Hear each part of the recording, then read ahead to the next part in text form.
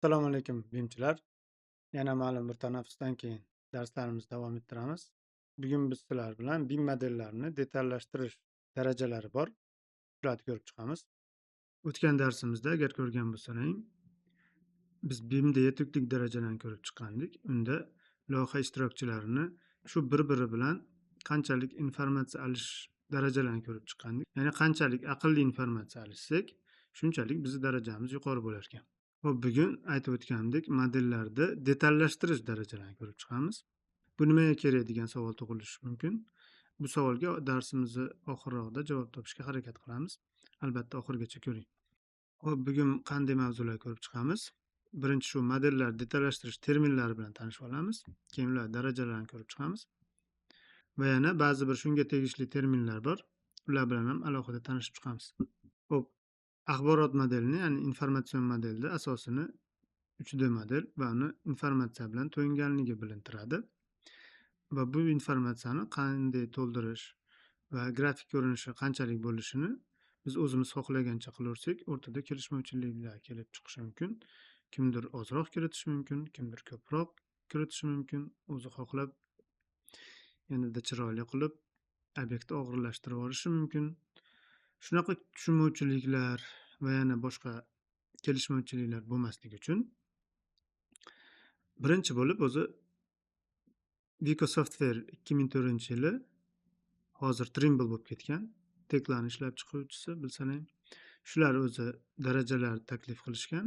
Ular asosan o'zlarining proyektlarida avtomatlashtirilgan tarzda narxlarni bilish uchun termin taklif qilishgan. Bu termin level of detail, ya'ni detalizatsiyani darajasi. Lekin ular taklif qilgan yo'nalishda ma'lum bir darajada qanchalik minimal informatsiya bo'lishi, qanchalik ko'rinishi aniq ko'rsatilmaganligi uchun qiyinchiliklar tug'dirgan va 2008-yili Amerika arxitektorlar instituti tomonidan LOD ni boshqachasi taklif qilingan. Level of development. Oldingisi level of detail edi. Bunisi level of development. Ya'ni e'tibor bersangiz, abbreviatura bir xil, faqat O harfini katta kichikligida farq. Xo'p, ular taklif qilgan level of developmentda asosan 5 ta bosqich bo'lgan. Birinchisi LOD 100. Unda shu obyektni ehtimoliy ko'rinishi, ya'ni gabaritlari. Bu darajaning nomini pre-design deb ataladi, ya'ni dizayndan oldingi holat. Ya'ni bu darajada shartli belgilar orqali obyektlarni ko'rsatishimiz mumkin. Va atributlardan asosan shu gabaritlar bo'lgan, og'irlik bo'lishi mumkin. Ya'ni taxminiy ma'lumotlar bo'lgan. Keyingisi bu load 200. Bunda уже obyektni ko'rinishi, ya'ni ehtimoliy ko'rinishi, shakli kelib chiqish kerak bu va biz bu obyektni tanishimiz kerak. Masalan, kolonna bo'lsa, uni kolonnaligini yoki biror bir nasos bo'lsa, nasosligini bilishimiz kerak bo'lgan, lekin o'lchamlar va boshqa informatsiya taxminiy bo'lishi mumkin. Atributlar esa o'sha load 100 da nima bo'lgan bo'lsa, yana qo'shimchasiga shu shaklini ko'rinishi va obyektlarni yo'nalishi bo'lishi mumkin. Keyingi daraja bu load 300. Bu darajaning nomi detailed design. Unda bu obyektni ko'rinishlari, grafik ko'rinishlari aniq ifodalanishi kerak va razmerlar ham aniq ko'rsatilishi kerak. Atributlardan load 200 da nima bo'lgan bo'lsa, shular va goslar qo'shiladi, profillarni normativlari va boshqa informatsiya qo'shiladi obyektga tegishli. Keyingi daraja load 400. Load 400 da grafik ko'rinishini detallashtirishi montaj darajasida, ya'ni montaj darajasida qanchalik kerak bo'lsa yoki ishlab chiqarish uchun qanchalik kerak bo'lsa, shu darajada bo'lishi kerak. Shuning uchun bu darajaning nomini fabrication deb nomlashgan. Ya'ni fabrikada ishlab chiqarish uchun yoki zavodda ishlab chiqarish uchun yo montajga yetarli darajada informatsiya bo'lishi kerak. Bolt gaykalarigacha ko'rsatilishi kerak. Atributlardan shu load 300 da nima bo'lgan bo'lsa, shular va ishlab chiqarish uchun kerakli elementlar, o'rnatish uchun, yig'ish uchun kerakli elementlar bo'lishi kerak. Load 500 endi bu S-build deyiladi, ya'ni qurilgan holatda qanday bo'lsa, o'shanday. Qurilgan holatda birga bir, ya'ni binoni raqamli egizagi deb atasa ham bo'ladi. Birga bir qurilganda qanday bo'lsa, o'shanday bo'lishi kerak. Atributlarda load 400 bo'ladi. Ekspluatatsiya qurilish uchun kerak bo'lgan reglamentlar, texnika xavfsizligi reglamentlari va shunga o'xshash dokumentatsiya bo'ladi. Endi shu yerda savol tug'ilishi mumkin. Bizni loyiha darajalarimizga, loyiha etaplarimizga qaysi biri to'g'ri keladi? Ma'lumki, bizda bunaqa 5 ta emas. Bizda ortig'i bilan 3 ta bo'lsa kerak. Endi bu yerda predizaynga bizni eskizniy proyekt, ya'ni konsept proyekti to'g'ri kelishi mumkin. Lot 200 ga bizni proyekt, loyiha darajamiz to'g'ri kelishi mumkin. Ya'ni bizni etaplarda bilsanang ishchi loyiha bor va loyiha darajasi bor. Asosan bizda O'zbekistonda ishchi loyiha qilinadi, lekin katta obyektlarda bazaviy proyekt bo'ladi. Bazaviy proyekt shu ekspertizadan bazaviy proyekt o'tadi va uni asosida keyinchalik rabochiy proyekt qurilish uchun detallashtirilgan loyihalar ishlab chiqiladi. Lekin bunaqa proyektlar O'zbekistonda kam. Asosan aytganimdek, katta proyektlarda ishlatiladi. Xo'p, ishchi loyiha qoldi. Endi bizda ishchi loyihaga qaysi to'g'ri keladi? 300 mi, 400 mi? 300 da e'tibor bersang ham bu yerda kolonnani ankerlari yoki boshqa obyektlari yetarli darajada ko'rsatilmayapti. 400 da olsak, u fabrication, ya'ni bunda biz bolt gaykasigacha, elementlarda mayda detallargacha ko'rsatishimiz kerak. Ya'ni montaj uchun, yig'ish uchun yoki ishlab chiqarish uchun darajada bo'lishi kerak.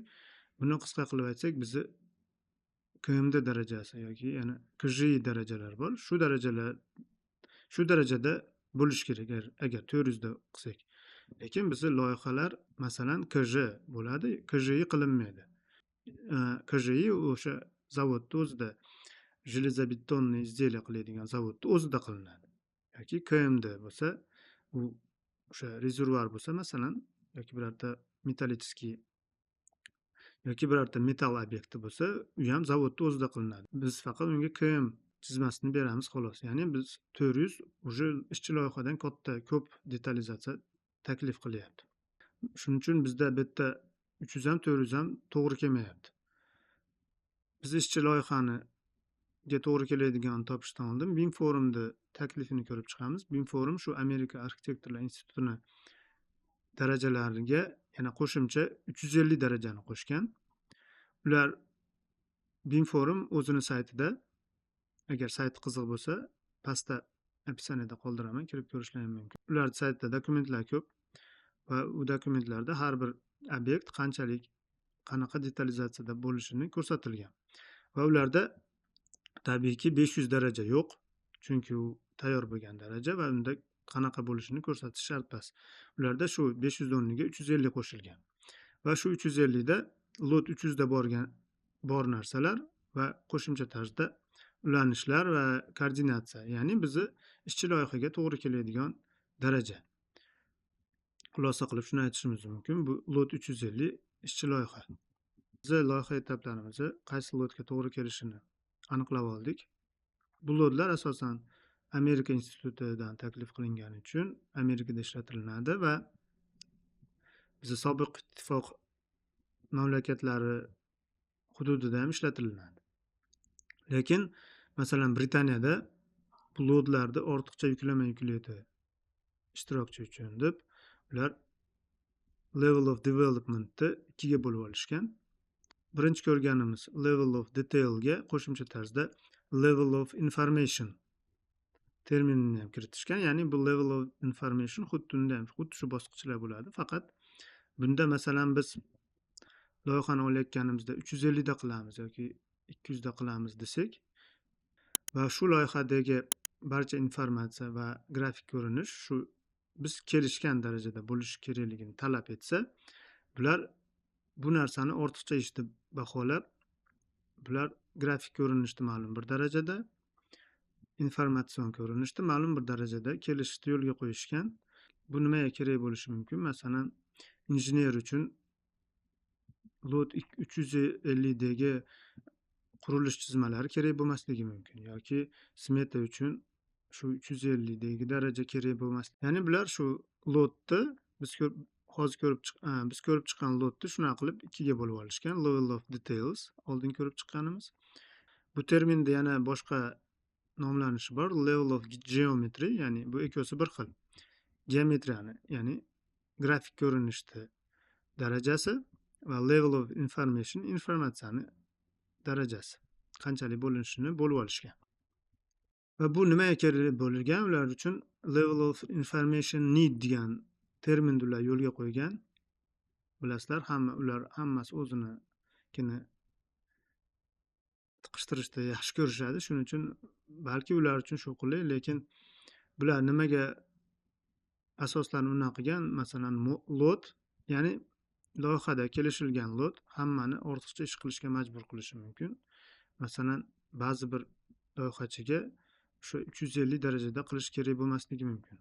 Ya'ni masalan shunaqa kelishishi mumkinki, hozirgi holatda ham, bizning holatimizda ham injenerlar 200 darajada qilinadi, obyektga qarab, konstruksiya 350 darajada qilinadi. Britaniyada buni yanada yengillashtirishgan. Lekin bu narsa hozir bizda qo'llanilmaydi, ishlatilmaydi. Bizda shu loadlarda ishlatiladi. Men informatsiya uchun aytib o'tyapman. Bularda qanday bo'ladi? Kimga, qaysi payt, qanchalik informatsiya kerak? Shu savolga javob berish kerak. Masalan, mana jadvalda ko'rib turibmiz. Etapini yoziladi va maqsadi yoziladi. Maqsadi masalan vizualizatsiya. Keyin kim qiladi? Arxitektor. Nimani qiladi? Devor va uni qanaqa informatsiyasi bo'lishi kerak? Ertadan yozib chiqishadi. Keyin koordinatsiyada xuddi shu devor, yana unda qanaqa informatsiya bo'lishi kerak. Shuna qilib har birini yozib chiqishadi. To'g'ri, bu yozib chiqish ko'p vaqtni olishi mumkin, lekin keyinchalik bu ishni kamaytiradi va noaniqliklarni, kelishmovchiliklarni oldini oladi. Biz bugungi darsimiz o'zi nimaga kerakligini, ya'ni bugungi terminlar nimaga kerakligini asta-sekin javobini olyapmiz. Kelishmovchiliklarni oldini olish uchun. Yuqorida aytib o'tgan Amerika arxitektorlar instituti nimaga o'zining darajasini ishlab chiqargan? Ularga kelib tushgan da'volarning 70% gachasi shu buyurtmachini kutilmalari oqlanmaganligidan bo'lgan. Ya'ni buyurtmachi modeldan boshqa narsa kutgan, loyihachi boshqa narsa qilgan. Bunaqa da'volar 70% gacha bo'lgan. Shuning uchun ular o'zining darajasini ishlab chiqargan. Ya'ni bu loadlarni aniqlab olishimiz shuning uchun kerakki, biz ertaga buyurtmachi bilan loyihachini o'rtasida kelishmovchilik bo'lmasligi uchun. Buyurtmachi boshqa narsa kutgan bo'lishi mumkin, loyihachi boshqa narsa qilayotgan bo'lishi mumkin.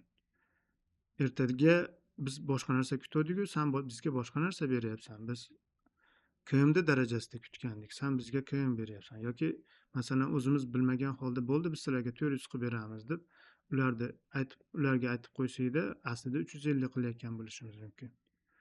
Shunaqa darajalarda, shunaqa kelishmovchiliklarni oldini olish uchun year qilinadi. Agar year nimaligini bilmasangiz, albatta darslarimizni kuzatishda davom eting. Bularga ham alohida to'xtalib o'tamiz. Hozircha xulosa qilib shuni aytishimiz mumkin. Loadlarni bilishimiz va ularni aniq shartnomani boshida kelishib olishimiz bu bizning ishimizni aniq va puxta qilishimizga olib keladi. Va tajribadan kelib shuni aytishimiz mumkinki, masalan biz loyihani buyurtmachidan 400 darajada olishimiz mumkin. Ertaga bu bizga juda ko'p ishlarni, kerak emas ishlarni qilishimizga olib kelib qo'yadi. Masalan, binoning qurilishini 400 darajada qilish shart emasda, KMD, KJ qilinmaydi bino qurilishida. Bu zavodga berib yuboriladi.